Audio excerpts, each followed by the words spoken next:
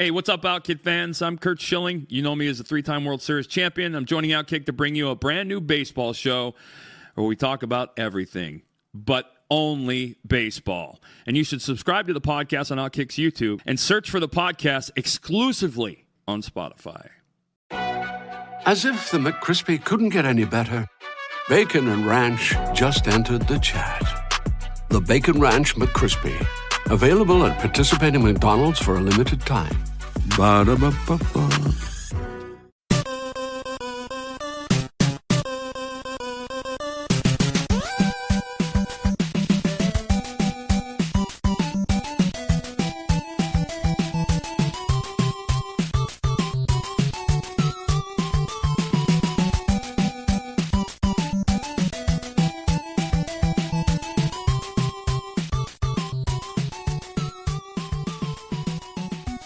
Welcome to the family here on Purple Mafia. I'm your host, Paladino Joey, and with me is Sebastian Bahls. Welcome aboard, my friend. Oh, thank you very much, Joey. Absolutely. Well, wonderful to have you on board again. Purple Mafia, by the way, is available on thesportstuff.com and on iTunes. I thank each and every one of you always for downloading and listening to this show. And, of course, you can download this on Android phones as well via several different applications out there. Double Twist is the one I'm most familiar with. So there you go, ready to rock and roll. Sebastian, I heard something that you've started a new show on YouTube of late. So what's going on with that, huh? Yeah, I did. It's called the Purple Press Box. I've only got one episode down, but I covered the whole off season, going into training camp and that type of stuff with the first episode, and it's got 51 viewers currently, so I think if it keeps going up, it should be good. Yep, and it will. Yeah, it will. It starts. It's like it always starts small, and then all of a sudden you'll start picking up. Unless you're as bad as this show, like that's the one thing. No, it picks up, and of course the Vikings. It goes with how the Vikings flow through the season. Like I always whine and bitch and moan about the whole season when the Vikings aren't doing well. The numbers aren't so good, so be prepared for an inconsistent ebb and flow. Well, I think this year should be pretty good.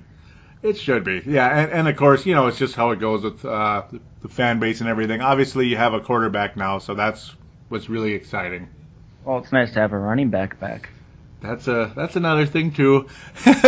And before we jump into everything, I do apologize for the very, very long hiatus. This happens every frickin' year, so you're probably used to it by now, all of you out there. But for some of you that are maybe fairly new, because there have been some new likes been popping into the show. I don't know what's been causing it, but thank you and God bless you if you happen to be listening. But again, the reason for the hiatus, just working like crazy, lawn cleanups, and then of course it seems like the first month or two of mowing lawns is just unbelievably difficult.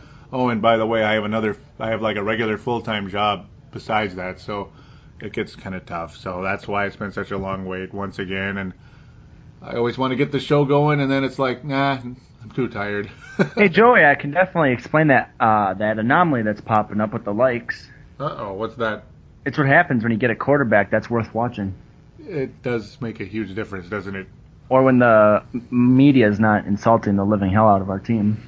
Yeah, like it was kind of like that most of the last couple of years.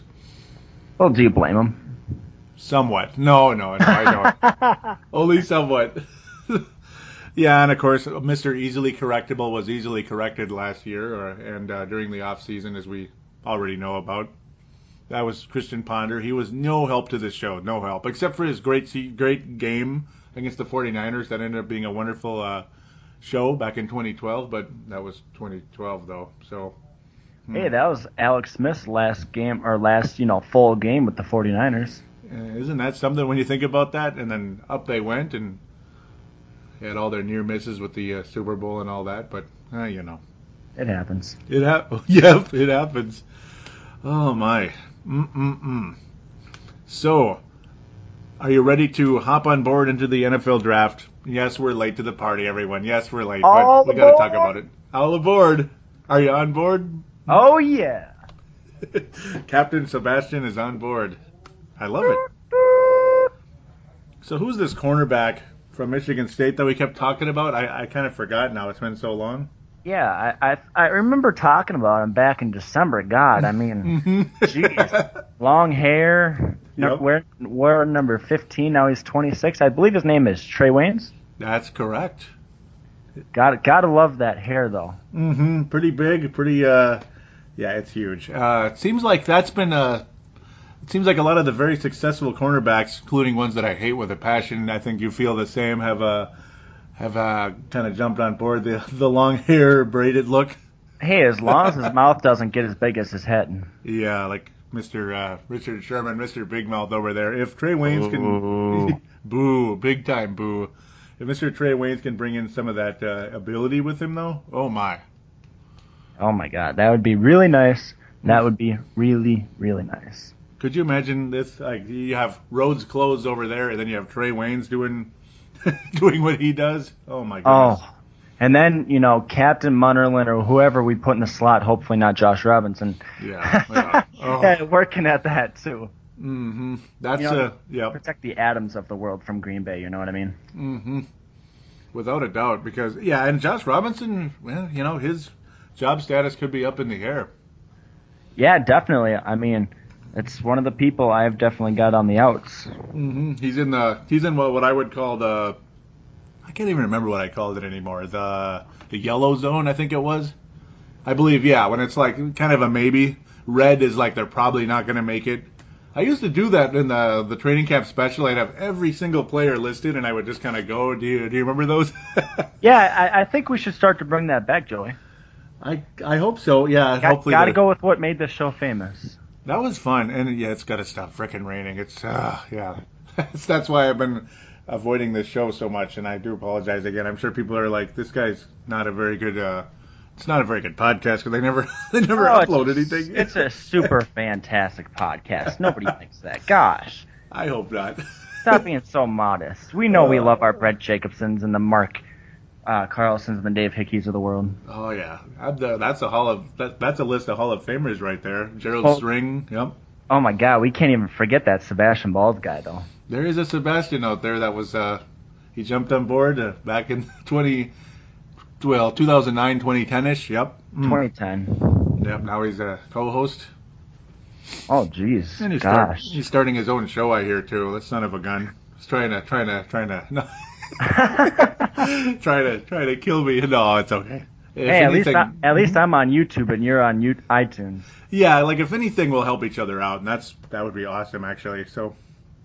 Hey, at least you have something to watch when he's not making videos.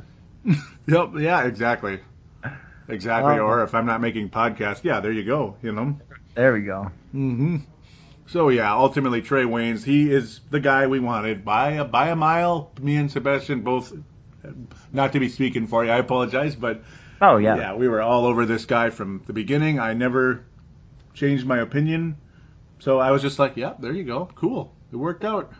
Well, I think one thing with Trey Waynes is I believe he really is a perfect fit. Yeah. But I do not expect him to start, and I really, really hope nobody does, because yes, he's an above average type of corner. He was a first round pick, but so is an Xavier Rhodes first round pick. But he grew into his part, and I know we got Terrence Newman, and I know we got Captain Munnerlin, and God forbid, I know we have Josh Robinson. Yeah. Yep. Let the kid grow. Yeah, just kind of let it grow in time, right? Definitely. Let his career grow, not calling him an it, sorry. well, I think he'll still get playtime, against Green Bay's of the world, where they line up 4 wide sets, and then he'll have to come in. Don't get me wrong on that. He'll get playing time. I just don't want to see him the number 1 and 2 right away. That it might be a tough way to start things out. Yeah. Right, if he does, good for him, and I hope all the best. But I just don't think it would be the best for him. Yeah, it's a position that takes time to develop, so it does. We've seen it. It's been an awful long time since we took a cornerback in the first round. Usually we try with the second, third rounds, and for the longest time, other than Xavier Rhodes, pardon me. Duh. Yeah. But Joey, I have a quick question. Yeah. Are we going to be facing Chris Cook this year, week 1? Maybe if he survives, yeah. If he survives, training camp, yeah, or preseason. I'm going to go look that up, see if he's on on the 49ers roster still. Mm-hmm. Chris Cook, of course, 49ers. That guy, the guy that often got cooked by opposing quarterbacks on a very frequent basis, pun intended. Ooh, do you want some ice with that burn? Possibly. Ooh. I think he might. He's he was pretty bad, wasn't he? Oh, I know he was starting for a little bit over in San Francisco, and I know with all their retirements, he might be playing multiple positions. Mm-hmm. Isn't that something? Yeah, that team just, man. And I like them a lot too. You like the team we're going to play week 1? I used to, I mean, I liked them when we got eliminated, and there was I needed somebody to cheer for in the postseason. Sure. That's kind of what I mean, basically. Because I don't know, I hate Seattle, so why not cheer for their arch rival?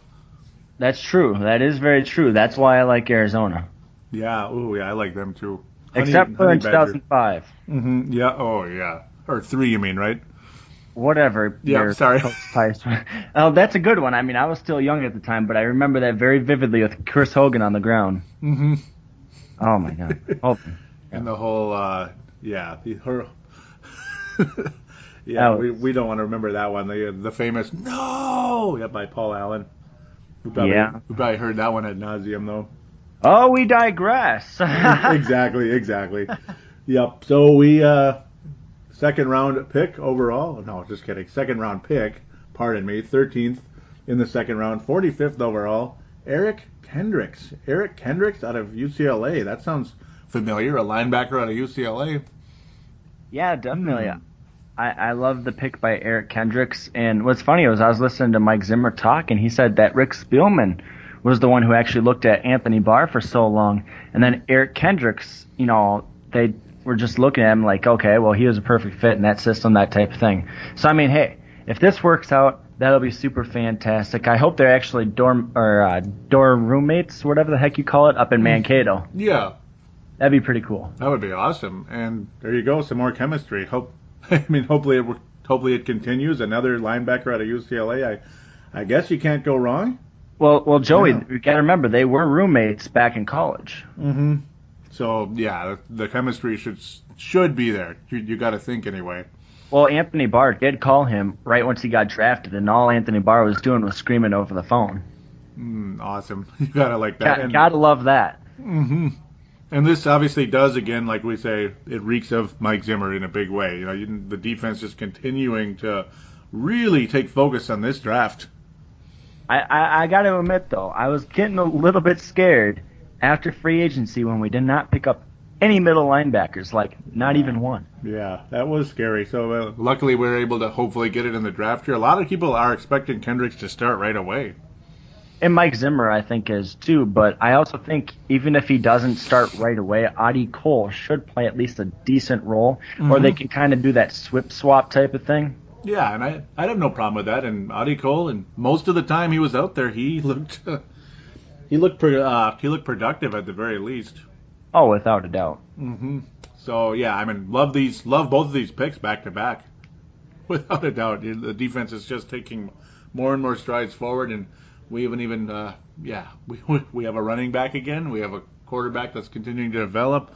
We haven't even talked about the new wide receiver. We'll throw that in a little bit. A certain wide receiver. Obviously, it's old news to most people, but you haven't heard our opinions on it yet, have you? Huh? No.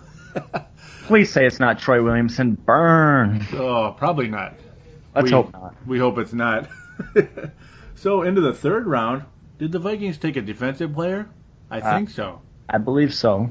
That's the rumor. It's not Danielle, even though it looks like it. It's Danielle, right? Danielle. Pardon me. I should have known better, and I had it, and I forgot. Yep. I had it here, and I forgot. Ah, boy. A pretty big guy, obviously. Defensive. Well, big. He's very tall. A bit on the skinny side, though. 252 for a defensive end, but hey, he'll continue to fill up, I would hope. Round 3, pick 24, 88th overall out of LSU. Well, I think one main thing that people don't understand, and most actually don't actually have heard is the reason he came out so early, because he came out 1 year early, was because LSU was getting a whole new coaching staff. So he said, I don't want to relearn a new system for just 1 year. That's why he came out. So yes, is he going to be a project? Most definitely. But is he going to be at least a decent project because he can fill in for possibly a Brian Robinson in another year because his contract expires? Most definitely. That would be great. And you get that year. This will be like his quote-unquote senior year in college, I suppose. Oh, yeah. I would assume so. I mean, I'm sure he's still going to see a little bit of playing time, kind of like a Trey Waynes type of thing, you know what I mean? And maybe slightly lesser, just because. But, yeah, he'll get some playing time without a doubt. And preseason, this is another kind of player that's going to be really fun to watch in the preseason, and that's why I value it. Well, I think you got to remember, Joey, this is Mike Zimmer we're talking about, like the Mike Zimmer. He likes rotating defensive players. That's true. Yeah, that's very true. So keep them fresh. We're not talking about Brad Childress when he kept Kevin Williams on the field for like all 90 downs. You know what I mean? Yep, and that didn't help with his mileage. That's for sure. Most definitely not. Like 33 years old, and he's already like, Right. Near retirement. Yep, that sucks. Way too, Childress and his defensive coordinators really wore out the defensive players without a doubt. But yeah, I mean, keep them fresh, getting that pass rush in there. That's fantastic. I love the focus. I don't think they had the ability to add depth like we've got now. I mean, on the defensive line, you're looking at Scott Crichton, Everson Griffin, Brian Robinson, Daniil Hunter. And then a couple, or at least one more I know we're going to touch on a little bit later, but, I mean, you got to love what we're building here. You got, Sharif Floyd in the middle, Linval Joseph in the middle. And then the other person we're going to touch on here in just a second can also play the middle. Like, what? Yeah. That's pretty crazy, isn't it? That's right. That is pretty crazy. It's just continuing to develop. Yeah, where Hunter, I mean, some of the questions they had was like, I guess his pass rush instincts are marginal, because he hasn't learned to use his physical advantages to rush the quarterback more consistently. That's one of the negatives that they're saying. But again, that just comes with development, I hope. And again, he needs to fill out physically a bit more, I suppose. Yeah, Joey's a little too harsh, aren't I? Well, no, not at all. I think that's what it is. Well, I think this is the perfect system for him. You got to remember, Mike Zimmer redid the whole weight room last year. He's got all different foods inside the cafeteria at the team's facilities, so it should be the perfect opportunity for him to put on some meat. Look at Teddy Bridgewater; he put on some meat. Yeah, that's a very good thing, and it's only going to help him continue to develop, and should help with Daniil, right? Daniil Hunter, it should help. Yeah, and again, it just needs to continue to develop. He's very unlikely to start early, of course. So now the Vikings focus on the offensive line. The first offensive player taken for the Vikings in this draft in the 4th round, pick 11, 110th overall. TJ Clemmings, pardon me. And apparently just about every offensive player that we've taken in this draft, they can either play guard or tackle, so more variety in that sense, more versatility. There's nothing wrong with that. Oh, no, without a doubt. And you got to remember, Clemmings had a 30 overall projection, so he is late first round possibility. Crazy. Slips into the 4th round. That means we pay him significantly less, which is good. Granted, we don't keep him as long, but we can definitely see what he's worth within that, period of time. Since Sloppy Joe's. Yeah, no, it's okay. Yeah, I mean, I'm always happy when we take offensive linemen because you can never have enough of them. And of course, Matt Khalil. Well, I mean, we know what he is. He's a talented guy, but he sounds like he's about as competitive as a bag of marshmallows. I don't know. Just some guys have that heart, and some guys don't. I don't know what it is. That's what they say, that he just doesn't care. He's more interested in having a drink after, on Saturday night or every night, whatever night it is. Or fighting with a fan. Or tipping someone's hat off their head. Yeah, exactly. Well, I think one thing, too, with this Clemmings thing is it pushes Fusco over, which should really help out, because that means you put a reliable guard next to a kind of not-so-reliable tackle, which should help him out And I'm sure Fusco's going to teach him a couple things now that he's over there, because he got to play with Lodeholt for a little while on the other side. So we'll see how it goes. Yeah, hopefully. I mean, again, like I'm saying, how you can never have too many offensive linemen as long as they're good enough to play in the league, create some competition, maybe light a fire under somebody if that's humanly possible. We'll just have to wait and see with that. Would be great. Some people even think this guy could be a starting left tackle someday. So who knows? That's the hope, right? That's the hope. Unless Matt Khalil does truly develop, and then Clemmings can play. Yeah, like you said, move Fusco over. So we shall see how things develop there. Only make the depth better. Hey, it's only a win-win. Mm-hmm. Exactly. In the 5th round, do we need another tight end? I guess so, but then again, maybe we don't have as many as I thought. No, we do. Yeah, I suppose, especially with that problem. Mr. Mr. Rudolph can't seem to stay healthy, can he? Well, I mean, every year comes its new challenges. We'll see what we got this year for him. Mm-hmm. It was unfortunate. It was, and it was extensive, too. So, is it pronounced Michael Pruitt? Michael Pruitt, tight end? Michael Pruitt. Fifth round, 7th in the 5th round, 143rd overall.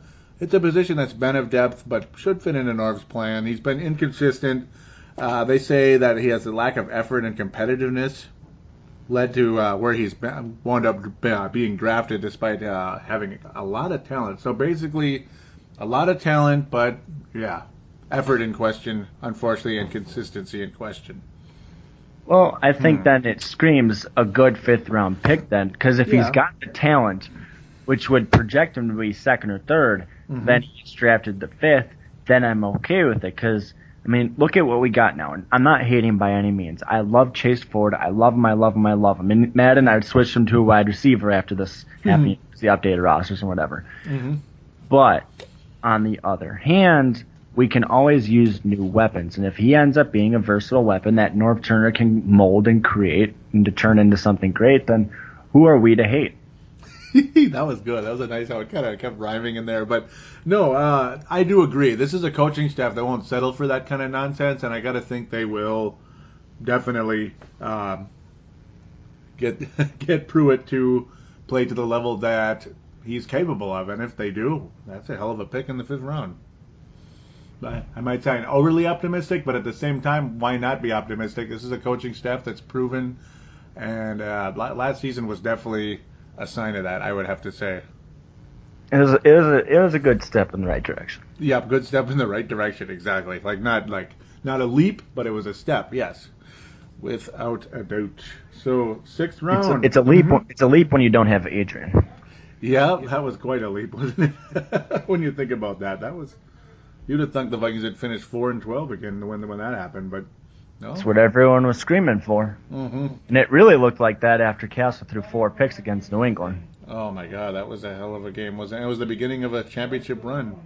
Yeah, I was at that game. Oh yeah, and I remember holding the Teddy. No, that wasn't the one. Not the Teddy one. That was later, right? What am I talking about, Teddy? Well, everyone, I was there. Everyone was chanting Teddy after the interceptions. They wanted them in. That's right. Might as well. I mean, get some garbage time. Come on now. Yeah. But it ended up working. We know how it all went down, and the rest is history, as they say. Yeah, a very positive turn in the right direction again. So, this is a fairly interesting pick. Granted, you could say all these are. Just a couple picks later, just literally 3 picks later, the Vikings with the 10th pick in the 5th round, 146th overall, they take a slot receiver in Stephon Diggs. What? I missed that old bit that you used to have on there. Oh, what? Yeah, I really want it back. I'm staring at where it is right now. Do you hear this sound? Yeah. That's the sound of a desktop computer, and it's in there. It just it's okay, Joey. It'll be back, and when it is back, it's going to be wonderful because it'll be a 4 terabyte hard drive situation. Well, two terabyte hard drives, so that'll be a lot better than what I've been using before. Almost definitely. I just But need to get it put together. Yeah. Yep. I think one thing with Diggs is we digress here. Mm-hmm. Yep. Here's my theory. Mm-hmm. He's going to end up costing two people, both Minnesota natives, jobs. That's the crappy part. Yeah. I'll let you continue. Phil. Yeah, thank you very much. Mm-hmm. Marcus Sherrills and Adam Thielen, I love them to death. They're both from here. I'm all about having Minnesota-grown players. I love Thielen. He, went to the school that I'm literally 30 miles away from, which is about a minute and a mile, so about 30 minutes away, which is actually pretty nice. But, hey, it's going to end up costing him jobs. He's a wide receiver spot. He's a kick returner spot. Yeah, that's the thing. So Stephon Diggs ultimately could be the punt returner, huh? He could, yes, and he could be that wide receiver that, we're not going to cut a pick. Yeah. I said this in my show. We're not going to cut picks, so we're going to keep these guys, and it's end up going to cost other people jobs. Mm-hmm. And that's how it goes sometimes. And ultimately, if he's skilled enough to be a good slot receiver, that's nice. It could hurt. It could be kind of a battle between him and Jarius Wright as well. I would think, because those undersized slot receiver type guys, I suppose. Yeah, I know you don't want to hear this, Joey, but I definitely, if we think that Thielen could be really good on the special teams and could finally work his way up into wide receiver, which he showed late last year that he probably could. Yes, he did. I can see Jarius Wright going on the trade block. It's possible. It's possible, and we definitely have depth, and unless a certain other player is so disappointing, they finally have enough of him. But I'm guessing they're not going to do that right now. That would kind of lead to possible job loss for somebody, and that being Cordero Patterson. Yeah. Right, and I think he's made enough strides for now. I hope so. Yeah. Well, I think everybody who bleeds purple and gold hopes so for that sake of a first-round pick. Yes, because and what it cost to get that pick too. It cost a lot to get that pick that led to Cordero Patterson. Helped them build up some depth in the secondary over there in New England, and unfortunately, kind of temporary now for them. But at least they got one thing that teams strive for. That's a ring. I thought that was part of the Seattle trade. No. It was. It was the Patriots. The Seattle. Was it? I think that was the pick from Percy. I'm getting. The picks. The picks led to more. The picks from Seattle led to the picks going to New England. So we traded up. It's double. Yeah, it's like a double complicated type of thing where getting extra picks from Seattle helped lead to build a package to trade with New England, which is very complicated, but there it is. So it's kind of like Draft Day, the movie. Yes. Yep. And if the player doesn't work out, it's a bad movie. Damn it. No doubt. I kind of wish they would make that movie go a little bit longer, but good stuff. Yeah, we shall see. So, I mean, a nice pick, but again, a pick that complicates things. A possible position of extreme depth all of a sudden, especially if Cordero Patterson kind of gets at least to a point of a third receiver. We'll see. It is a position of depth, I would have to say, believe it or not. So now we slide into the depths, the dark catacombs of the draft. Oh, yeah. That's called the 7th round, where generally you get not quite yet. Pardon me. One more. Pardon me. One more offensive lineman, Tyrus Thompson, in the 6th round, pick number 9. Tyrus Thompson. Yeah, I got ahead of myself because I thought Diggs was 6th round. He's 5th round, so you're definitely not cutting that. Unless he's the biggest bust ever, like Nate Triplett was a couple of years back, I believe. Linebacker from Minnesota Gophers, 5th round pick. Didn't survive the first preseason. Ouch. But I digress. Back to Tyrus Thompson, double T offensive lineman who again can play both tackle and guard. Apparently, right? This is my whole thing towards that. Yeah, Yeah, I mean, hopefully he's a depth pick, maybe a special teams. I mean, getting into the 6th round, sometimes it works out. You get the Matt Burks, you got the John Sullivans out of there. Of course, both of those guys were centers, which are really rare. But who knows? They say he flashes NFL size and NFL potential. but doesn't play with the same consistency or effort that NFL scouts want to see from him. Yep, they say, yeah, we're just going to have to wait and see how he turns out. Again, a 6th-round pick for a 6th-round offensive lineman, we'll see. It's just kind of a hit-or-miss situation. Again, as we continue to drop into the catacombs. 6th round, again, defensive lineman B.J. Dubose. DeBose, pardon me. I am in big trouble. DeBose. Yep. Seems like he would fit really well in a 3-4, but this is more of a 4-3, isn't it? Yeah, I mean, but he is a Louisville product, and I can't say too much bad against him just because, just kind of like the Thompson pick, it's a depth thing, and I think if he can, well, it does say he can play defensive tackle and outside lineman. So I mean, more power to him. Yep, defensive tackle, defensive end. Yep. So again, I mean, he's just kind of another wait and see. That's usually what these are. One I kind of like a little bit is this Austin Shepard, though.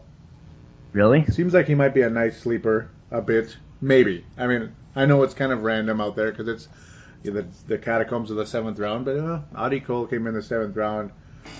Shepard, again, can play both tackle and guard, as they like to say. Seems like you hear it on all of it. Right tackle and right guard. Extremely hardworking and smart to a point that not only can he be a backup in the league, but he might even earn his way to a starter's role because of how hard he works. So, who knows? I mean, I know that's, again, more random talk. You never know what to say with those. This is essentially how I view this part of the draft. We have 5 weeks in the preseason. Yeah. we get to evaluate them just a little bit more now. And that's fantastic. I think for the coaches, it's fantastic. For us, it's just going to be nice to see the starters out on the field for the first couple drives. And, I mean, don't get me wrong. I love watching the backups out there. You know, last year we got to see Teddy. This year we get to see Heineke. Yep. I mean, I don't have any hate against it. I go to the preseason games, so. Yeah, and it's fun to see these guys compete. You know, once in a while you get a nice sleeper pop up. Like, I still remember back in '98 watching, I was like, the Matt Burke. I was intrigued by him. Like, because they kept talking about how he's from Minnesota, and will the Vikings, will he get drafted tonight? And then the Vikings took him, and then he was this wild card to make the team and everything. And he just, every time I saw him out there, he was always, I mean, he was holding his own. And then he ended up being a pretty good player. Maybe Austin Shepard could be a guy like that. Who knows? I know that's pretty much what most of these 7th round type players are. Edmund Robinson, also 7th round, 15th pick, 232nd overall. Again, special teams, hopefully for him. That's about what I would say. He is the Vikings version of Mr. Irrelevant, as they like to say, the final pick in the draft for the Vikings. We'll see. Special teams is usually where these guys try to get started to make a living. And sometimes even the practice squad, sometimes it ends up being that way the first year or so and go from there. Well, you got to remember both Adam Thielen and Marcus Sherrills, guys that we just touched on. Yep. Their first years, they went onto the practice squad. Yep. And especially Marcus Sherrills, every single year we're like, he's going to be gone, but he manages to stay around. But I did see this on a local Vikings fan page. I got into a minor discussion about Marcus Sherrills today. They said, well, he's going to stay around again. He's just Minnesota product. And I said, but beforehand, we didn't have the corners that we could be like, okay, well, we're comfortable playing 4 guys, even if it by God means Josh Robinson. But we still have Jabari Price. You got to remember that. Yeah. And then we got we drafted another guy last year, and I can't remember his name. Maybe he's not on the team. That's why I'm just forgetting it. Yeah, sometimes the 7th rounders, they either don't make it or they go with the practice squad, or you try to get them to the practice squad and somebody else claims them. So Danny Amendola type. Yep, it does happen. Yeah, I mean, it's all just a wait and see, and I remember that very well. Remember how I kept talking about Marcus Sherrills back then? I do. Yeah, I kept talking about it. Oh, did he make it this year? Oh, he survived. He survived. Congratulations, he survived. And, oh, my God, he made it. He's going to play Sundays. It's been 2 years of the practice, barely making the practice squad, and then making it on Sundays, and then getting playing time. It was pretty cool. So it was a nice little story to follow. I remember going to that Cleveland game the last year of the Dome, Oh, yeah. and Marcus Sherrills was out there most of the time playing the number 2 corner spot. That was terrifying. Mm-hmm.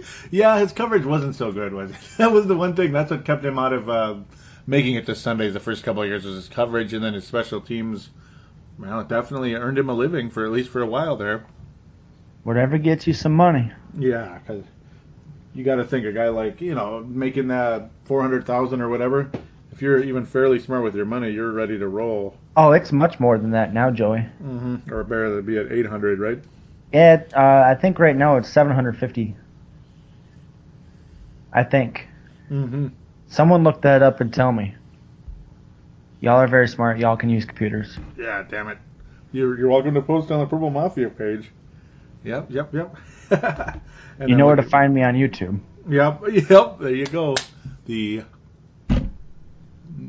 Purple Press Box, correct? That is correct. Joey, if you get it wrong, that's it.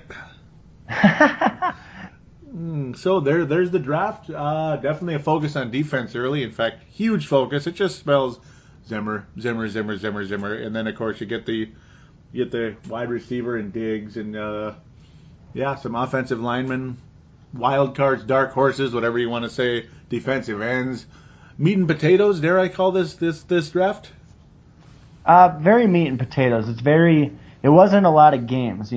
Obviously we trade around, got 10 picks, but I think the only pick that I was truly surprised at, and I was kind of like, are you kidding me, was the Michael Pruitt. I hated this pick at first. I could not stand it. I was pissed. But I've really come around to where, like, okay, where we can use him this way, and this way, and don't get me wrong, we have a pass-catching fullback now. You know how nice that's going to be, Joey?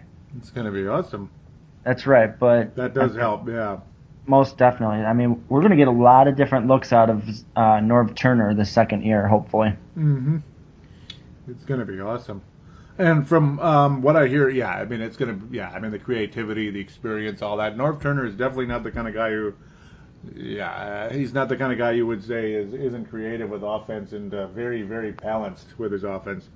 Also to note, really quickly, the NFL minimum salary for 2015 to this point still is $435K. No way. You're like, that's not true, Joe. No way. It's possible. Yep. Oh yeah, at least that's what I'm getting at this point. So if I'm wrong, I do apologize deeply. But that's what I have right now. No, you're probably right, but that's crazy. I thought it was much higher than that. I thought it was closer to $1 million. This isn't the NBA with their giant thing going up. Because, massive this is contract. too like the NBA. I said this is too like the NBA. You'd think it should be because of their television contract. You can't even imagine how much that is. So. Well, I mean, you got players like Odell Beckham Jr. after one good year. Oh, yeah, we should be getting paid more. That's pretty ridiculous. Oh, if we had a rookie that said that, I'd go personally hit him. Too quick. Too early, too quick. So a player that people wanted to personally hit, at least a lot of people did. I'm not included just because I'm just me, I guess. I don't know. I'm not like a Bobo necessarily for the running back, but the running back, right? But at the same time, I wasn't too pleased with how a lot of people kind of went pitchfork on him. And you're not included in this, what I'm about to say, but I think some people out there were grandstanding it way too much. I'm going to burn his jerseys and burn my leather jackets and all their hats and all my Adrian Peterson stuff. I think that's just grandstanding. And if you did burn it, good for you. You just, tell me again what that accomplishes. Right. Well, I think it, Yeah, most definitely. And I got to give you great aplomb for not putting too much personal opinion through all these episodes and your Facebook posts. You're the only person that I know that has a mainstream show that didn't put all their straight emotion into it. I'm sure every single viewer here can, appreciate that too, because it's been shoved down our throats by the national media, nevertheless. The social, the local. Local is unbelievable. Yeah, local's bad. Oh. See, but I think with most of the fans, and if I'm getting this right, I really hope so, but from all the fan pages I'm a part of, is we weren't as pissed off about him abusing the kid, Because, I mean, we got over that pretty darn quick. That was over by, like, week 4. Mm-hmm. It was... for most people, anyway. Right, for, like, I think it was a good 75%. I think it was more or less the fact that he didn't want to come back to Minnesota right away. Mm-hmm. And that he kind of was like, well, you know, I don't know, I'll kind of blame the team type thing. Or at least that's how Ben Dogger made it sound. Mm-hmm. Now, that's what happens when you have a POS agent, don't get me wrong. Oh, yeah, God almighty. But at the same time, I think personally as a Minnesota fan, from what I'm gathering around, is that is the general consensus, is when you have, you know, your franchise player, you know, someone that's been on your team for years and helped you get to the NFC Championship game. Now that's Brett Favre. Mm-hmm. Say that you kind of get taken back a little bit. Mm-hmm. It didn't help, and I was kind of quietly confident about it the whole time. I was just, you could kind of sense that, couldn't you? I just kind of sat back and didn't say anything, did I? I played this like poker, and it's because it's like, you know, the Vikings hold the cards, and they were just playing poker, and they did handle it perfectly. The Vikings handled it perfectly, didn't they, though? They just kind of let him come. Mostly, yeah. Except the press conference when they, that really early on, sure, but when everybody's like, why are you reinstating him? You know, that was, then again, that's old news, but and I don't like to flood people with the same stuff you're hearing on every bleeping podcast, every bleeping local show, national show. Yeah. That's why I see, that's just not who I am. I always go the other way. Right. That's what Purple Mafia is. That's what Paladino Joey is. If this was Timberwolves Explosion and I'm trying to think of, Kevin Garnett or somebody did something similar and you were hearing about it every day, I would probably be pretty quiet about it. Right. I think, you know, I know personally with my show, all I said is he's going to be back. Yeah. Before he came back, I said he's going to be back. And not because Minnesota held all the cards, but because he wanted the money. Yeah. And he's complaining about a non-guaranteed contract. That's Dude, the thing, yeah. You're motherfucking Adrian Peterson. You're going to go out there and tear up the defense. I don't care who you're playing. Mm-hmm. You're going to get that money because all your money is incentives. Yep. Yeah, like barring injury, the odds are very high that he's gonna at least have a very productive season. And you went as far, I remember on your show, that he could have up to 1,800 yards. Yeah, I guesstimated about 1,800 yards. Yep, like that would be obviously the ceiling, right? The very, very high end. Well, most definitely. Well, I mean, you got to remember in 2012, we had Christian Ponder. Now, Christian Ponder didn't throw the ball very well and not very much, so we handed it off to him a lot more. Now, that is the absolute ceiling. I'd say give it about 1,500 would be about his average right there, you know. But you got to also remember, he's going to become a lot more balanced, as North Turner said. I think the quote was balanced running back, which means he's probably going to use in the pass game, the block game, the screening game, you name it. So I might, at the end of the year, just total all those yards up together because it is North Turner's offense. So the 1,800 would be total yards. Oh, God, yeah. I would say that would be receiving, easy 1,800 if it's total. Yeah, and it'd be nice to see his receiving numbers go up. We've been waiting on that for most of his career. His first receiving touchdown was the very first play of his career. That was kind of funny because considering how I was just about to say it was. Yeah, like considering how minimized it was over the course of his career, his receiving overall. Though I'd probably rather see them throw to him than Matt Asiata, even though Asiata made some nice catches and all that, but the ones he didn't catch ended up being disasters. Disasters. Well, you got to remember that first ever touchdown by Peterson. That was not the prettiest catch in the world either. Nope. Good God. No, it wasn't. It was up. Oh, okay, here we go. All right, gone, touchdown. All right. Oh, okay, that worked out. Well, we got used to seeing that, and I think one thing that I really wanted to see, you know, I've been following the Vikings website extensively just on Adrian Peterson, not because I'm back on the bandwagon or any of that. I want to see how his legs are. Now, he is making precision cuts, and don't get me wrong, there's no pads on, but you can just get a feel for how somebody is going to play just for, those sloppy joes, for how well they're able to cut and how well they're able to roll their ankles and, you know, keep going. And he looks like the same old Adrian Peterson. That's the good part, isn't it? But Tom Johnson, on the other hand, when he was working out with him in the offseason, said he's the meanest looking running back he's ever seen work out. So if we can get that Adrian Peterson week 1 on Monday Night Football, tearing up San Francisco, oh my God. Yeah, and when you think about it, what happened last time he missed extensive time? He worked out like a madman and he had a 2,000-yard season.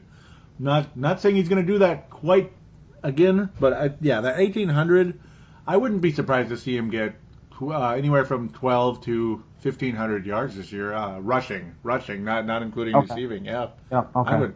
I would not be surprised because he'll be healthy without a doubt. Yeah, he'll be older, but he'll be healthy. No miles put on last year except for that St. Louis game, which was semi-shaky.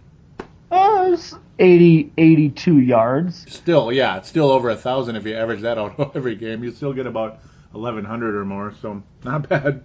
Well, definitely. And you also got to remember, throughout Adrian's career, he's never been good week 1. That's true, isn't it? Never. Maybe the Cleveland one was good. That's it. Cleveland 09. Okay, yup. That just once, yeah. that wasn't even a great game, though. He had like 2 or 3 good runs. Yeah. But, I mean, that was really about it. Yeah, it was mostly just the fact he got into the end zone 3 times. There's my creepy memory right there. It's like it's creepy. Yeah, because I remember how it's like, wow, Adrian's like reminding us he's the up and coming star of the team and all that good stuff. Even though they got number 4 over there playing his first Viking regular season game. Well, his first ever touchdown was to Percy Harvin. That was cool, wasn't it? A rookie. Yeah. That's right. Rookie for his first receiving touchdown of his career, coming from the legend. Reminiscing is fun, isn't it? Hey, we're about to have another fun season, though. I think so. Yep, and then hopefully the fan base grows this year. That would be nice. Hopefully for every single Vikings podcast out there. So I mean, even if they're big bandwagons, come along and develop the diehard type fanness. Mm-hmm. And then just stick around. Stick around this time.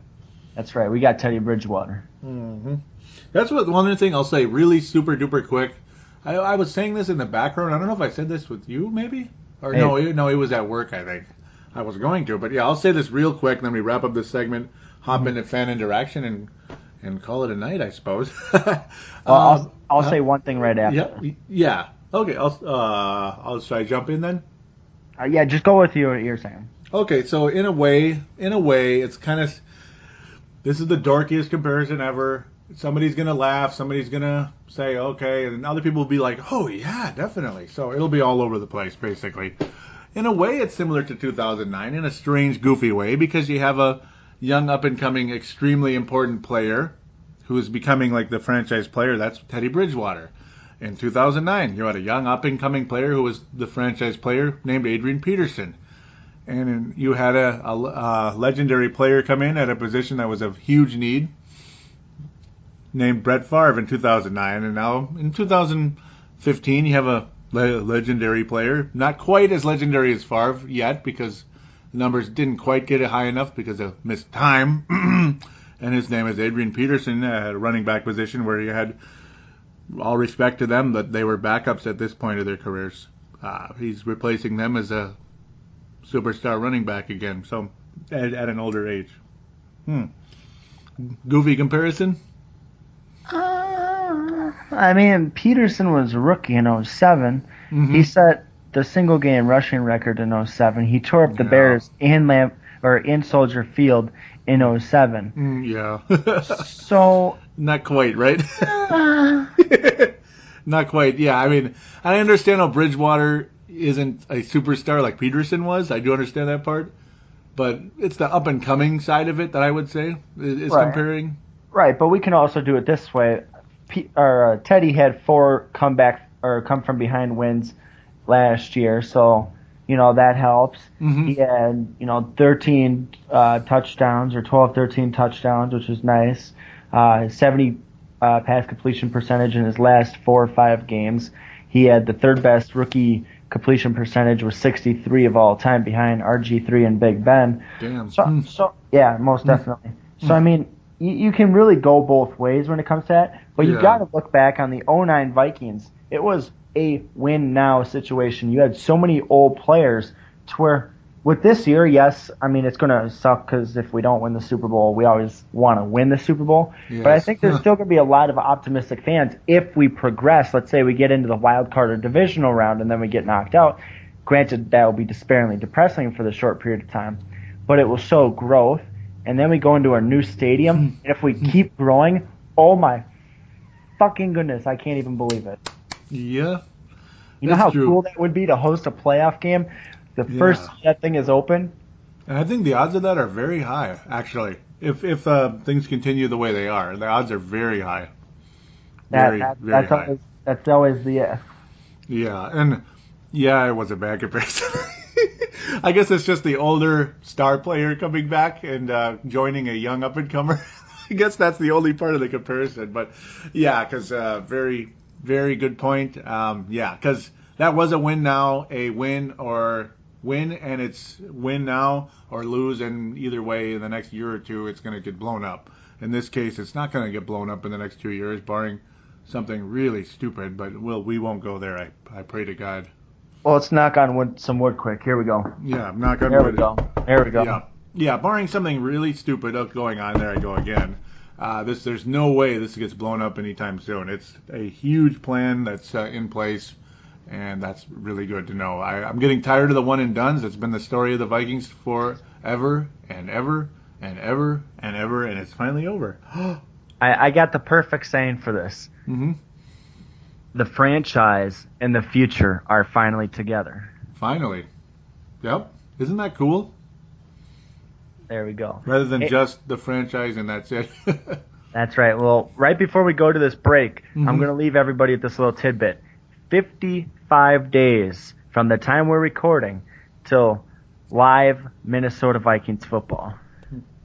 We will end this segment and we will return very quickly for some fan interaction right after this.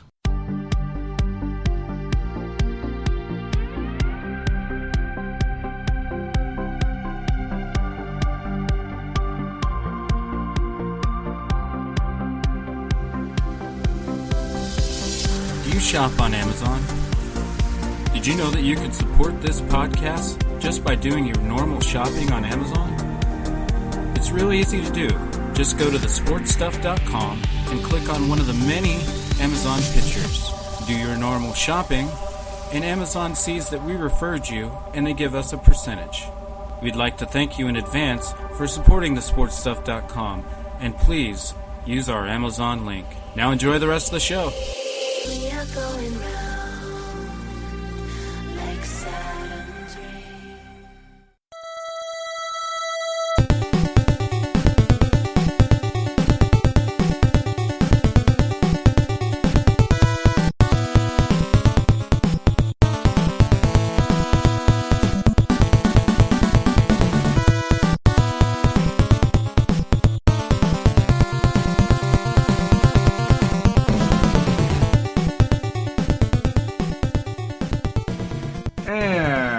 We are back here on Purple Mafia, segment number 2. It's 2 segments because obviously there's no games being played right now, much to some people's chagrin out there. In fact, most people, I would think. So we're down to 2 segments for the off-season shows. That means it's time for some fan interaction. Oh yeah. Yeah. Twix, right? No. Let's continue off like I normally do. I'm probably going to be choosy with some of this, and it's nothing against anybody. I'm going to try to get to as many as possible, but being it's been, eons since the last show, 3 months. Oh, my God. Oh, my God. It can't be, can it? I don't know. I guess it has been that long. Yeah, it has. Holy crap.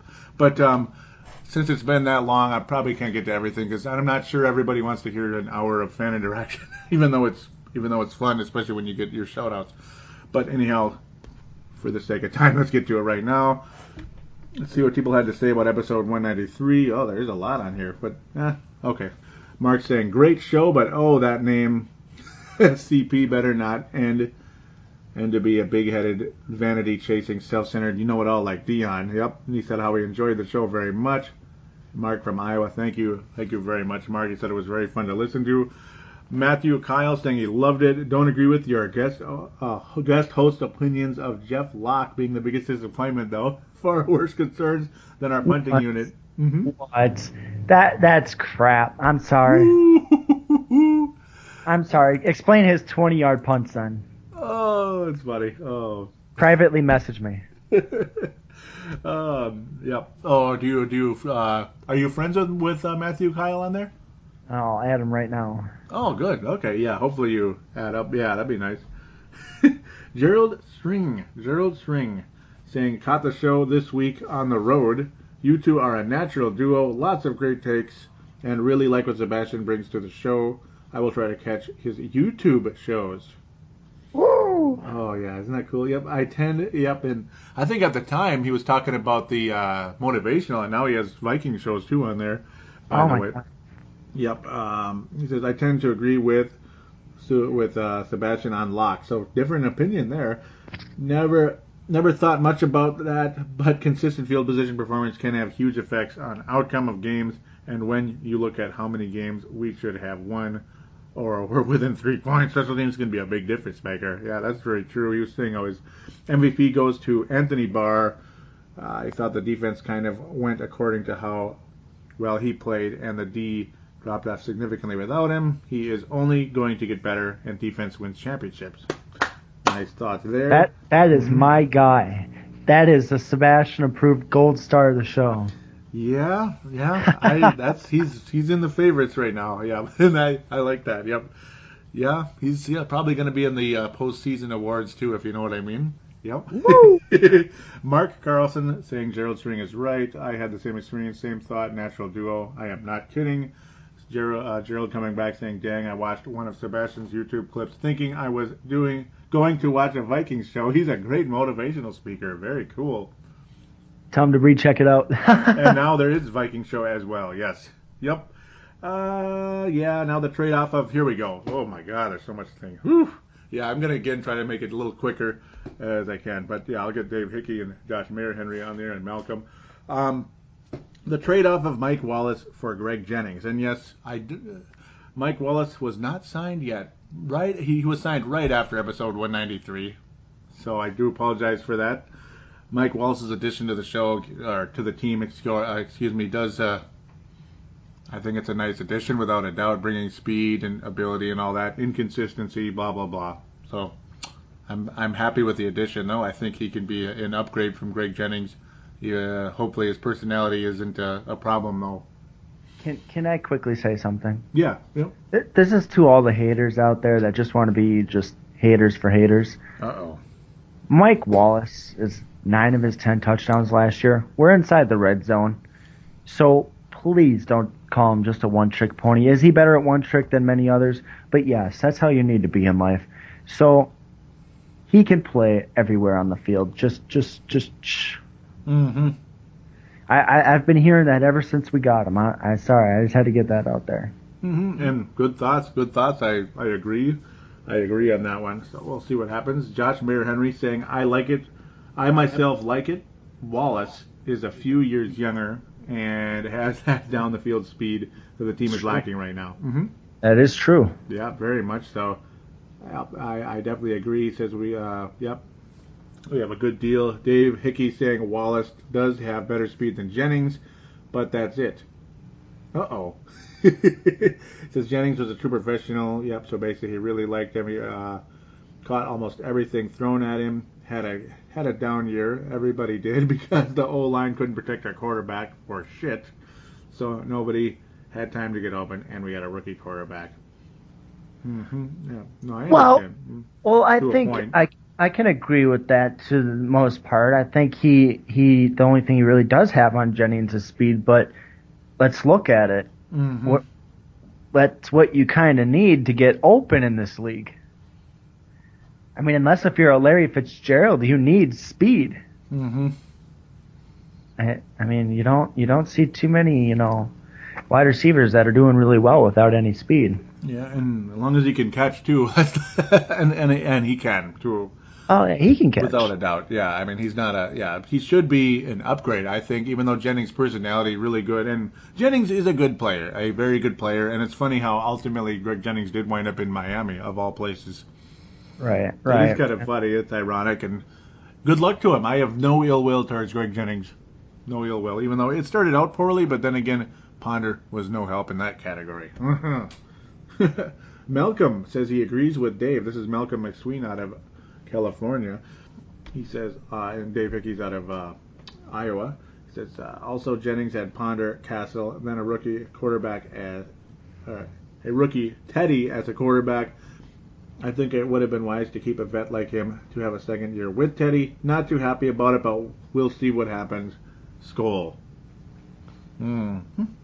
All right, on to Gerald. He says, I haven't seen what they had to pay Wallace, but I'm guessing significantly less than Jennings. I agree with Dave Hickey on his takes, but still think Jennings' contract was just a little bit over the top, and honestly, both of them are probably getting too many miles for the big-time money. But Wallace likely has a little more left in the tank. Yeah, so, yeah. It's similar.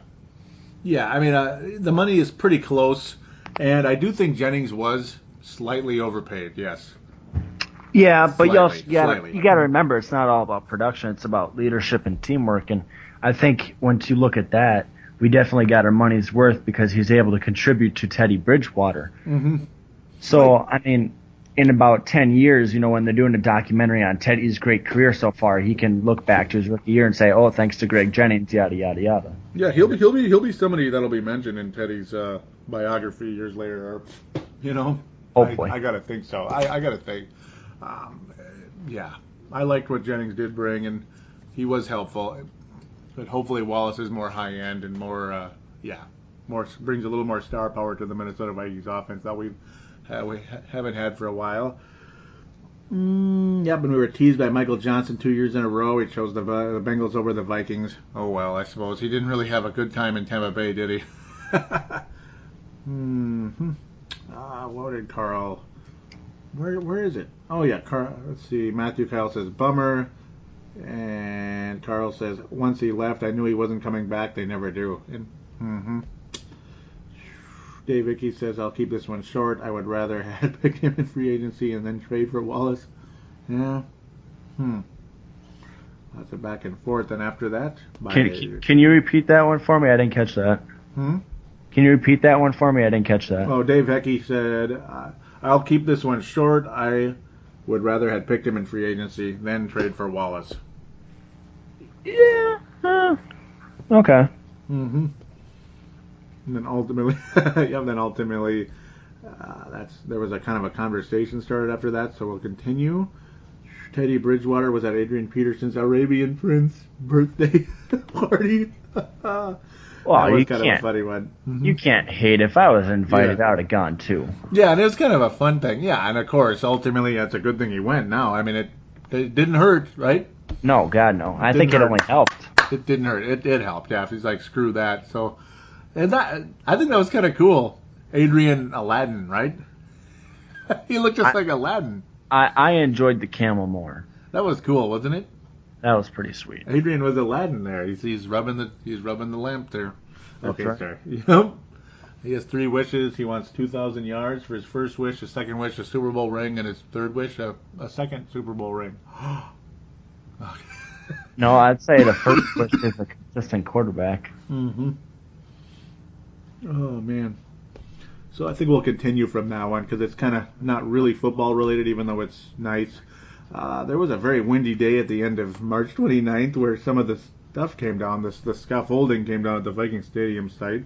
No injuries, but it fell onto the road there, which is crazy. I believe that was 7th Street, I believe. Yeah, because it would be the road coming back. Yes, 7th Street, because obviously there's a lot of one-ways. I did not mean to hit that. Oh, shoot. Okay. Shoot. Okay, it is back. Pardon me. Gerald String saying, main thing is no one was hurt. Just hope that the design of the new stadium is collapse-proof for the snow. Yep, the design of the stadium. Yep. I got it like that. Nice post there. Viking fans rock. Da da da da. That's it's kind of spam, but it's related, so I won't get too mad. The Vikings signed cornerback Cesar Rayford, who's more of a just kind of an invitation and go from there. Hope for the best. Love the hat though. Love the hat. Do you remember that one where he's got that mafia hat? I do, and I think that would make the job even harder for Marcus Sherrills. Mm-hmm. It should, especially if Purple Mafia ever owns the Vikings. This guy's got a couple extra brownie points for wearing that hat. Okay, I'm goofy. You are pretty goofy. But I did love that a lot, though. I love that hat. You saved it onto the Facebook page. You'd have to love it. Yep, absolutely. It's Joey Awayajane approved. You can't go wrong, people. You can't. It's got the Purple Mafia stamp of approval, so Caesar Rayford, you have a chance to make the team, hopefully. Pardon. I was talking about how I didn't post about Adrian Peterson being reinstated today. I said, let's save the celebration until he's committed to the Vikings. Otherwise, someone else's player is now eligible again, which means nothing to this page. There's Joey playing his poker. It came true. It came true. Wanda Shepard saying agree. Robin Sullivan saying agree. Yep. Boy, oh boy. Lots of crazy stuff. There's some long posts here. Ultimately, it's kind of old news, so I'm going to kind of move from that, even though, yeah. Let's see, what's this one? Vikings regular season schedule, and you said it was hard, tough, different, and a good challenge. Yep. That's what you said. Yep. I see all these people making predictions that the Packers and the Lions are going to be above 10-win teams, and I don't think, short of the Packers, there's going to be at least even a 10-win team, nevertheless above. We are playing the Wests, people, the Wests. That means Kansas City. Yeah. That means Denver. Now, Oakland's kind of a speed bump, a joke, nevertheless. I mean, Christian Ponder, Bill Musgrave offense. But, you know, and then you got Seattle, St. Louis, Arizona, San Francisco week 1. This is not going to be easy, people. And especially if the Kansas City game is on the road, that's like an automatic loss every time. I mean, they could be their only win all year in Kansas City. We never win in Arrowhead, do we? Kansas City, I don't think we play Kansas. Oh, yeah, we do. Oh, yeah, that was the one. That's AFC West. I think AFC West, yeah, because we play both Wests, right? I believe so. Let me look. Yeah. I know we do, yeah, because Denver. Yeah. Denver, Let me look up the schedule quickly here. Keep talking. I will be right back. Oh, yeah, yep. And I'll go on to the next post, which was, the Purple Mafia show. This was on April 24th, turned 7 years old. Unbelievable how long it's been already. 7 years old. Can you believe Purple Mafia is 7 years old? That's crazy. I know. I got started listening a while ago, but holy moly. Isn't that just unbelievable? And I forgot to click. And I will read all of these. Yep, they're nice and short, and I love that. Not that I'm against those long posts. They're fantastic, and they're better to read in private than to read on the show. But then again, sometimes I'll read the whole thing. Mark Carlson saying, happy birthday, Purple Mafia. Congratulations, Joey Awayajane, on this milestone achievement. And thank you, and God bless you. Stephen A. Smith saying, good job, Joey. Tanae Brown out of New Zealand. And yes, Mark Carlson is from Iowa as well. Tanae Brown saying, good on you, Joey. Your shows are great, man. I wish I knew more about football so I could contribute more. And I mean, you're always welcome to say anything you like, and understand if it's a development thing with watching the sport and everything. It takes years to learn the NFL. Listen to our shows. You'll learn more. And yes, and listening to these shows does help. And I'm not quite PhD level yet, but I'm working on it. I got a little ways to go for that one. Joey's got 2 PhDs. He's the doctorate in basketball. He's in the doctorate of love. Doctorate of NBA with Timberwolves Explosion. Yep. And I just looked it up, Joey. Yes, sir. We come off the bye week and are at home versus Kansas City. At home, so that's a win. Did I say that? Ooh. Yeah, we almost always win at home against Kansas City, and we pretty much always lose at Kansas City. So go figure. It's kind of like a 500 record against them, and 0-1 in the Super Bowl. Hey, now that's somebody who I'd be willing to trade out into our division with Detroit. Yeah, that was another side topic. We could bring it up very, very briefly right here, right now. The talk about alignment. I think you might have posted it on the Purple Mafia page. I'm not sure if you did or not. No. But we're just mentioning it now. It doesn't, it's okay either way. That the possible realignment would basically be, Detroit out, Indianapolis in. I'm like, I don't like to see the heritage of the NFC North disturbed. But if it was Kansas City instead of the Colts, I would be able to accept it slightly more because of like you were talking about in the old scrimmages with the Kansas City Chiefs back in the day, right? Yep. And That's a childhood right there. yeah, and they got very aggressive at times, and it led to a Tyler Thigpen being picked up off of when we tried to put him on the practice squad. We tried to hide him quickly, and the Chiefs picked him up because they knew him better, and he played a couple years with them. So that wasn't too popular. Gerald String continuing on the 7-year anniversary, saying, "Congrats, Joey. Thanks for all the hard work and great shows." Thank you very much, Gerald. And Dave Hickey, "Congrats, Joey. You are a true professional fan." Thank you very much. And God bless you guys. Thank you so much for what you had to say there. And by the way, I'll throw this out really quick. I am in the 490s. I think it's I don't know if it's, how many shows do I have left? I might have only, no, I can't remember. It might be 13 more shows to go or so, or 12 more, until when you combine my shows that I've done for like all the podcasts I've ever done. I'm getting very close to my 500th show total. Woo-wee. 500th, ladies and gentlemen, and I'm hoping it's on Purple Mafia because this is like you could call it the big show, but if it's on Timberwolves Explosion, I wouldn't be too ticked off either, though. either one, that would be, but this one would be probably a good choice for it. So, people's thoughts on Trey Waynes. I was talking about it's Trey Waynes, everyone. We're all happy. Ali Siddiqui, and he has posted more than once on here, and I do apologize if I'm mispronouncing your name. I really apologize. He says, "I like the pick," and yeah, I really like what Ali's been posting on here too. He posts a lot, and it's good stuff, and it's very helpful to the show and to others out there as well, because I've been kind of lazy in posting stuff. So thank you again, Ali, very much. He says, "I like the pick. If he even comes close to Rose, we would have a nicer corner tandem." Cedric saying, "Love the pick." Sebastian, there you go. Defense wins titles. Matt Kyle says, honestly, would have rather taken Marcus Peters. Bigger and more physical. Waynes can't play off coverage and is a poor tackler. Hopefully Zim and can coach him up. I like Peters. I am intrigued with the idea of it. Mm-hmm. But the one thing with Peters is his on the sidelines issues with the coaches and taking direct what do you want to call it? Authority type stuff. Yeah. He has an authority issue. Mm-hmm. So I just don't see that flying with Zimmer. You know, you try talking back to Zimmer. Good luck. Yeah, that would probably be tough. Even Adrian said in this press conference, Zimmer's not the type of coach you want to let down. Mm-hmm. Starting to sound like Bill Parcells a little bit. Obviously a generational difference, but you get the idea. Generational difference. They're like the same age. Are they? No. Parcells is old. Parcells is like 70, isn't he? Really? Yeah. Bill Parcells? They got like a 12-year difference then. Yeah, it's a ways. It's about he's got to be about 70 by now. Bill Parcells. Yeah. I thought he was in his 50s or 60s or like his 65s or something like that. You know, like not too old, but you know. Up there, yeah. Getting up there, like retirement range. Yep. Yeah, definitely. Mm-hmm. And Dave wrapping this one up really quickly, saying, "Great selections. I can't wait to see all those guys on the field. I like the picks of TJ Clemmings and Stephon Diggs. Those were great value picks. Only problem is, if these players get signed, then somebody has to get cut, and I sure don't want to see Adam Thielen or Audie Cole get cut. I love the way these two play." Mm-hmm. Yeah, Gotta dig that opinion.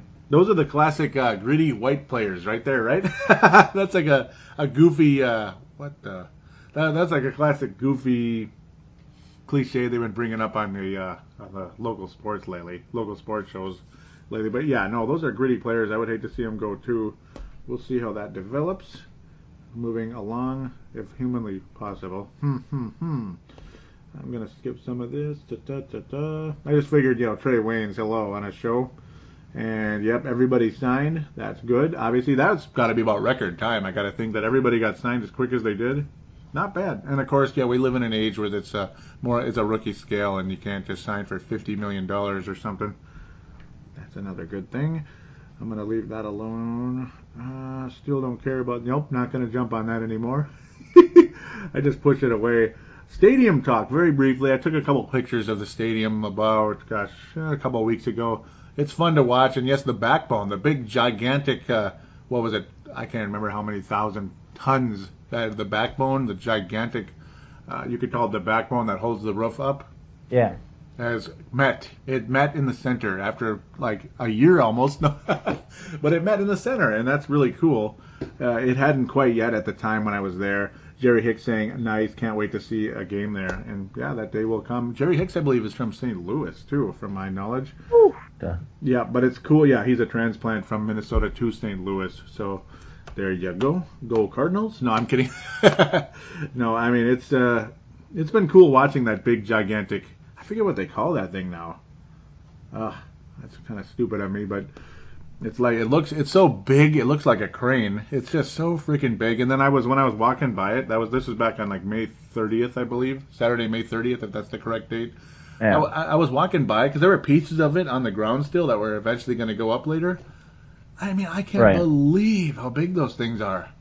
Oh my goodness. Really? Yeah, they're so big because when you see them up in the air, they look really big, right? But they're like a trillion feet up in the air. When you see them at ground level, face to face with you, you're like, Jiminy Christmas! It's no wonder that weighs like 500,000 tons, I believe. Like, I mean, the whole thing, the whole backbone. They're freaking big. Yeah, you could fit like 2 cars in the damn things. One. Yeah. Wow. They're big. Yeah. Final post from me anyway. I'll check into the post by page and I'll be careful and selective with that because it's for the sake of time. Adrian Peterson is returning to the team as he will now attend OTAs. After all, now hopefully Pitchfork Nation can move on with their lives. Isn't that nice of me to say? I mean, yeah. Don't get me wrong. It's not bad. I had to say it. Robin Sullivan saying, wonder why the sudden change of heart. And ultimately, I guess it was, maybe he wasn't as mad as he was saying, and it was more the agent just trying to get the extra money, or, Yeah, I mean, Ben Dogger, he's just as influential in that money as anybody else, you know what I mean? Yep, and he's lost jobs over the course of time, too. People just got tired of him. Boy. Lots of stuff on here. Mark Carlson posting one saying, not sure if this is a sign of things to come, but I hope so. This was in my mailbox today. East Bay. Trey Waynes, that's kind of a fun-looking thing, reaching the big stage. That's kind of cool. Trey Waynes and Kevin White there. There you go, right? That's right. I think most of this, they're just like articles and stuff, but I really appreciate it. Ali Sekudai posting these. I can't. I think there's one thing that... Sidikai, I do apologize. I think there's one thing that we actually forgot to talk about earlier. I had written down, and I'm sorry I forgot to quickly bring it up here. Matt Khalil and Harrison Smith did get extended to their 5th-year options. Oh, yes. Yep, Matt Khalil and Harry the Hitman, right? Yep, and I even posted in there. I skipped it. I'm sorry. I had to. But no, I No, Joey. Yeah, that's not nice, is it? Oh. But yeah, that is important. They have their 5th-year option. That's good. Adrian Peterson is back, according to Brent Jacobson, of course, and appreciate that. Yeah, Brent Jacobs saying, I was thinking the other day, I think Zimmer is trying to model the Vikings after the Seahawks in a way that we have a really good to great running back that takes a lot of pressure off a young quarterback. Plus, he's building a kick-ass defense. Forgive me, Sebastian, for complimenting the Sea Hags. Wink. I just hope we experience the same level of success, if not greater than the Sea Hags. What do you think of this comparison? Any accuracy? I'm fairly sure I commented on this one saying, I'm sure Zimmer's got his, he's got his own mold that he's going for. Now, is it probably semi-similar? Sure. But I think the mold has been set years back. Defense wins championships, and you need a good running game. Now, did the Seattle Seahawks follow this? Yes. Now, do I think they're the perfect example of what we are modeling ourselves after? No. Yeah, remember, Zimmer's been in the league long before the Seahawks were ever good. Long. Yeah, that's true. He's been in the league forever. Just, like almost as long as Norv Turner. Not quite, but almost. Almost, yeah. Norv Turner's like Yoda, basically. Yeah. Yeah, I can see similarities to a point. I can see similarities, sure. With this very strong, young, up-and-coming secondary, that's a similarity that I absolutely do see. The running back, sure. Sure, and the quarterback, okay. That's more just like it just happened that way. That we happen to have them, not because of Zimmer. Right. Whereas the defense, well, maybe the team is just kind of maybe it's more Spielman in a way too, in terms of picking these players to kind of be similar to Seattle because he's seeing their success. It's kind of a combination of a million different things. It's football. It's football in a nutshell. There's like a million variables to everything. And Malcolm agrees with Brent. Yeah, he says, I agree, Brent. Let me just say this. Mm-hmm. It's not like our defense could have got any freaking worse. No, it was so bad. Yeah. When your starting corners are Chris Cook, Marcus Sherrills, and Josh Robinson, you need to go the exact opposite way. It's garbage, yeah. Like I'm embarrassed to say that even happened. Mm-hmm.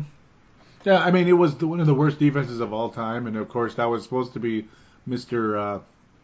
Leslie Frazier's specialty is defense, and it was historically bad. So that's like you're fired. You're fired. And yeah, people got injured. We know, but still, players were out of position. Players were questioning the coaching, and they were basically saying, you know what? Screw that. We're going to have to do it our own way because this coaching is so bad. We're just going to ignore it right now.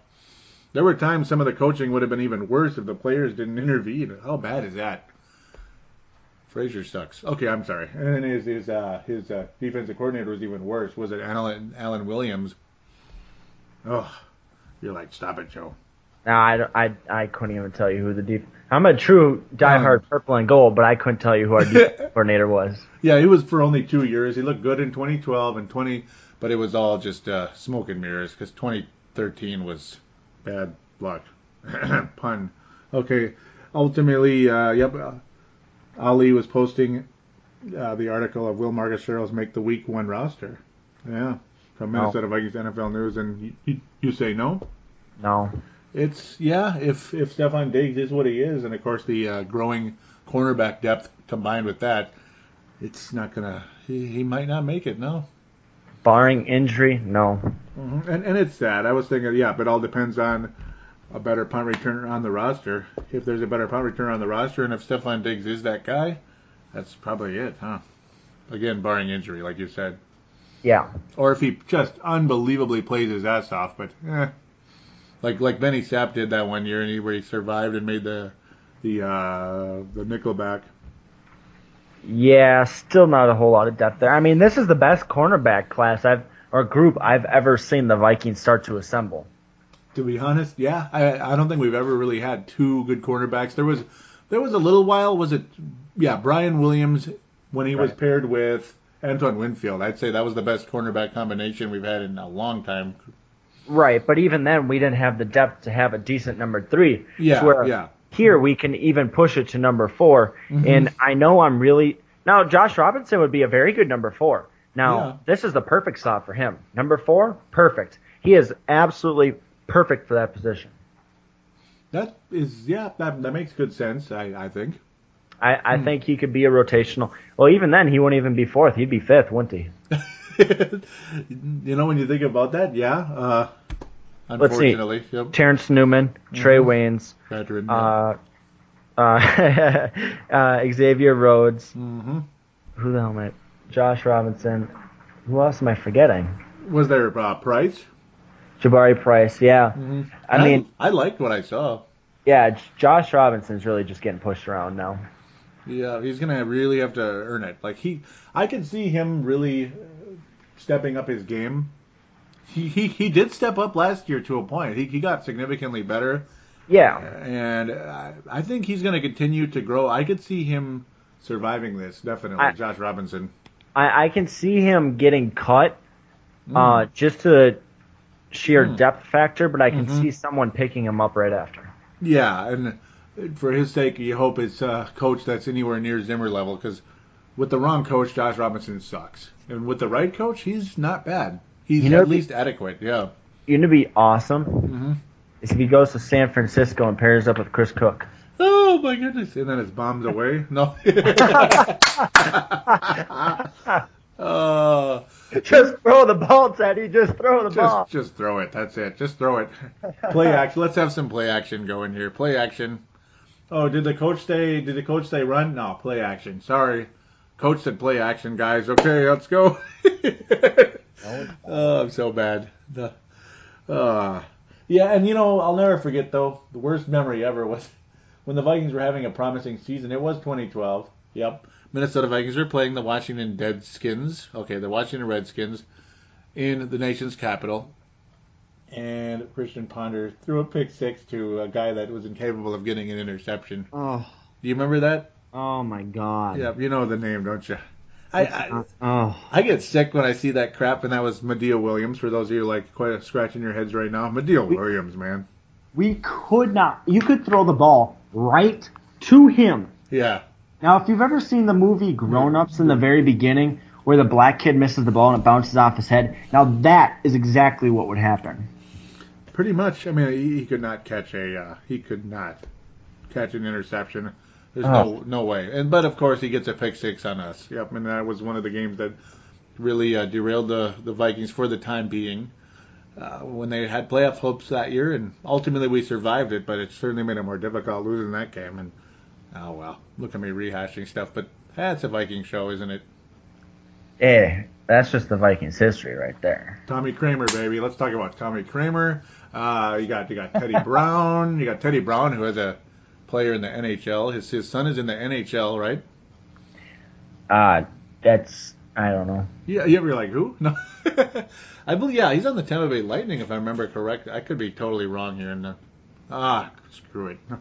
I haven't followed the NHL as much this year. I mean, you kind of have to pick and choose when you're as busy as we are, Joey. Yeah, both of us are very busy, honestly, and I'm not being sarcastic.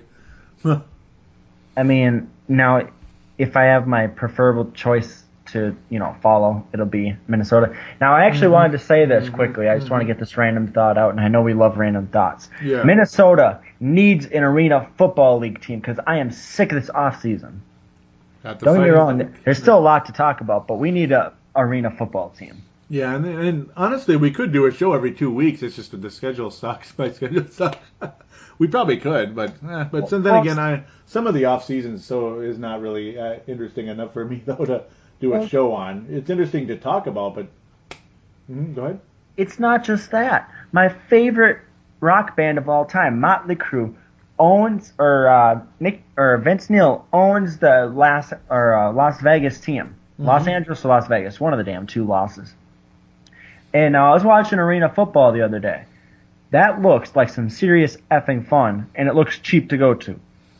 I'm sure it is. I mean, they probably can't demand too much. And we used to have the Fighting Pike, but yeah, like you said, 1 year, correct?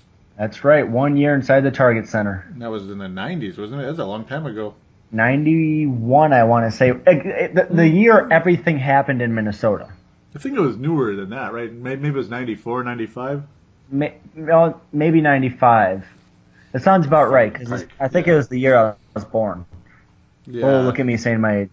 Everyone's listening going to be like, what? And I'm born in, are you ready for this? Okay, most people have an idea, but just for newcomers. 1772. Yeah. I did meet George Washington, and he told me about he did tell me the cherry tree is not real. That's a made up thing. The whole. Okay, I'm just kidding. He said that's all a lie. People made it. Okay, sorry. But no, I was born in 1979, so yeah, I'm a veteran. I'd be one of the oldest players on the Vikings, if not the oldest by now. You're like, so? Yeah. No. Yeah, and it doesn't matter. I understand. Yeah. There's people much older. Yeah, thankfully.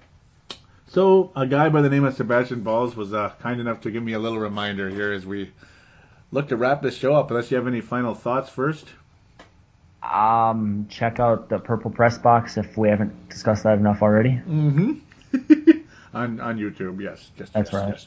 Ultimately, Sebastian was reminding me about something that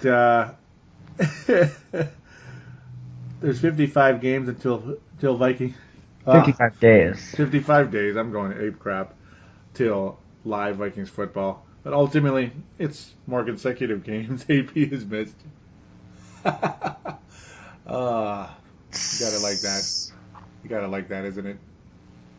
Most definitely, most definitely, and I think we should really get to the most important part of this show, and I know this is what everyone looks forward to every year, Joey. Mm-hmm. I know I definitely look forward to this part. What's that? Oh, yeah, yep. Seriously, Joey? Yeah, I know. Yep, there it goes again. You're the best.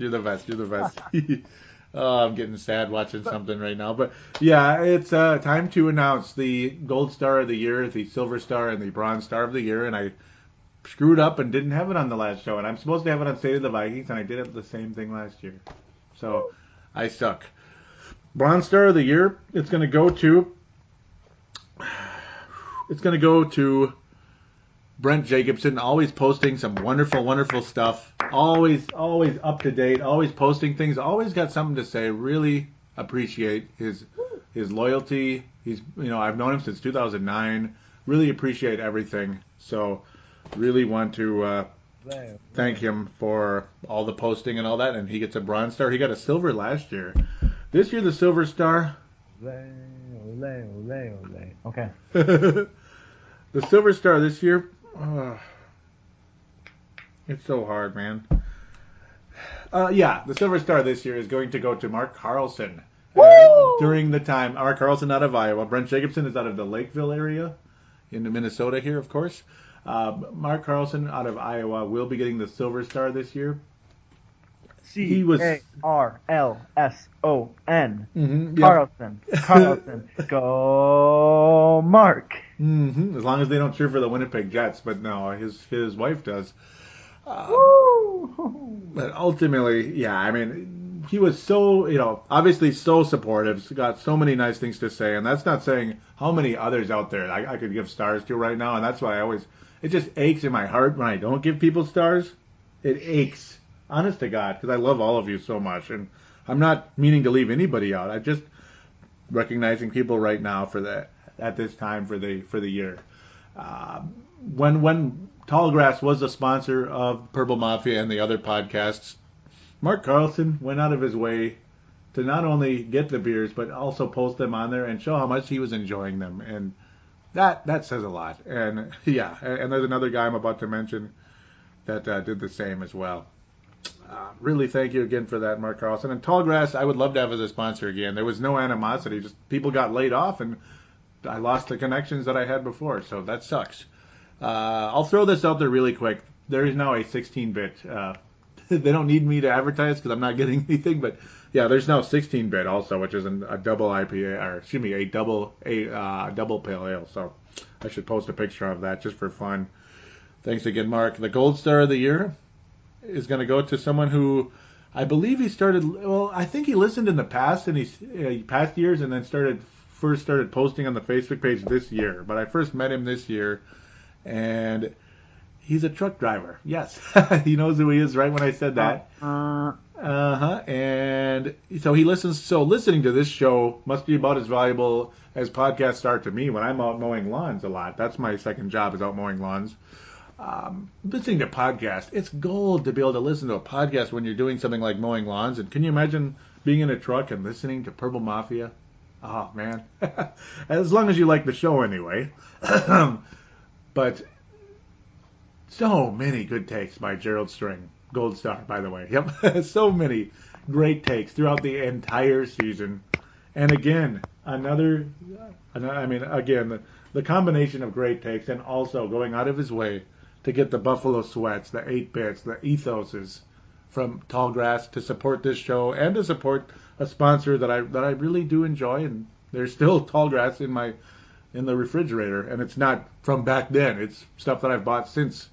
So to support this show the way he has, and to show the love the way he has, and bring the contributions he has, Gerald String definitely is deserving of the 2014 Gold Star Award. And it should have been given to him in March, but I guess better late than never. I do apologize to all of you, and I could give honorable mentions to just about anybody that have been so supportive.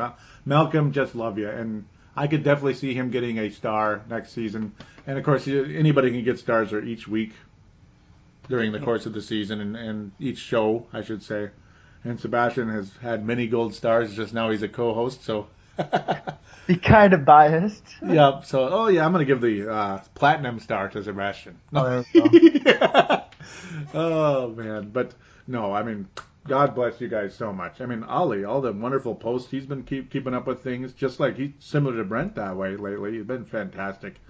He's fairly new to the show, I think, but really appreciate his involvement and so many others. Malcolm, like I mentioned, Robin Sullivan is really just a really nice person, likes to post, so supportive of the show, just always really just thrilled, so happy. Every time I release the show, she responds on Twitter saying, "Thank you, Joey." And I think that's awesome to hear somebody say thank you for posting the show. That's an honor to hear that. So thank you again. God bless you. Well, Mark Carlson does. I just wanted to say Yes, that. he does. Yep. Now, as BF, as being a listener, since I'm not a co-host during the regular season, this might be my last show here for a while just because of how things go. Thank you for all the 7 years that you've done these shows. Now, I know I want to support or, be on behalf of all the other fans out here. It's an honor listening to you week in and week out, and I know it's not easy for you, keep on going, and I might be brown-nosing here a little bit, but it's very important for us to be able to listen to you as much as we do, and it does mean a lot. Thank you so much. God bless you, man. Thank you so much. And yeah, I mean, I thank you for your support to this show as well, and being on air. Being on air with me, it's really cool to see how friendships can develop and all that, and you just can hop on the show and be as natural as you are. It's really an amazing thing to see and hear. Well, like I said, without you, I definitely wouldn't have my show. So, you're definitely the one that was the confidence booster and all of that. Thank you so much. Yeah, and yeah, and you're motivating me to get better too. So the motivational and all that, and it makes us both want to just kind of just climb the charts into the Viking media. That's right, and that'd be fun. Just for all the viewers out there, you can look me up on YouTube, Sebastian. My last name is spelled B as in boy, AHLS. Leave a like, leave a comment.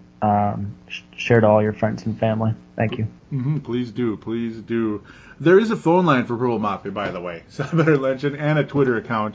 911. Yep, 911. Yep, no, the phone line is 209 before I forget it, right? No, I've been keeping up with Timberwolves Explosion because that show is so easy to do for me. 209-736-7877, 209-736-7877. Mention you're calling in for Purple Mafia. Or Joey, but Purple Mafia and Joey, whatever it is, and comment, question, shout out, all that. Try to keep it to a minute if possible. There may even be a call out there that I didn't bring on this show, but this show is so long, I'll probably bring it on the next one so it can get more justice. And I won't write off any possibility of you being on this show during the regular season too, though. I mean, we'll see. It's just schedules are weird, and we'll see what happens. But the possibility you could be on again. Also, the Twitter account is at Purple Mafia Show. And, of course, to find Purple Mafia on Facebook, this was all on the Facebook page. I don't even know if I mentioned that, which is really dumb. Just type in Purple Mafia Minnesota Vikings Show, or actually facebook.com/Purple Mafia Show. That's even easier. So, there you go. Sorry I ruined this 10-minute phone calls, guys. Yeah, you guys and your 10-minute phone calls, look at you. No. I wanted to be a co-host so bad, so I'd leave a 10-minute voice. Oh, that's funny. And yeah, you'll probably be on in the regular season some, as long as the schedules add up. I mean, yeah. I mean, I know. Week 1 should be pretty hard for both of us, just because that's the late Monday night game. It's the game that's the game 2 of the doubleheader. Ouch. Yeah, so I'll probably be recording that one on Tuesday. Whoa. No. Yeah. that one will be scary. Mm-hmm. So it just is what it is. I mean, this show is really good when you're on. So I'm definitely not denying that. And the listeners have spoken. You know what I mean? When you're on, the numbers are pretty good. So I'm not going to lie. I love the listeners, and if we can bring at least a couple of those to my show and keep a lot of them on this show so we can do back and forth type stuff, I'm happy. Like the motivational videos. I love it. Thank you, everybody. You make me feel like a gold star. Absolutely, and you are. No. Yeah, and I'm a purple star. Haha. No. You're the black and blue star. I was kidding. Yeah, pretty much black and blue division. Ow. too much physical work outside, so the black and blue does happen. Especially my right wrist. That thing is like, yeah, it's bad. It's Brandon Roy level. No. No, but for that, I might as well. We should probably look to sign this off, though. This might be dragging a little bit. But then again, hopefully you're enjoying the conversation, though. It's a lot of emotion here and a lot of positive emotion from both of us to you and to each other as well. So thank you again so much. Yeah. He's doing too much hedge trimming, if everybody knows what I mean. Uh-oh. Look at Oh, Look at this guy. Look at this guy. He's trying to get me banned for life. Have a good night, everyone. Oh, thank you again so much, everybody. God bless you, and we'll be back fairly soon. Maybe have Sebastian on, maybe not, depending on the schedule. It's a fluent situation, as Brett Favre likes to say. Oof. All right, go Vikings, go NFL Draft.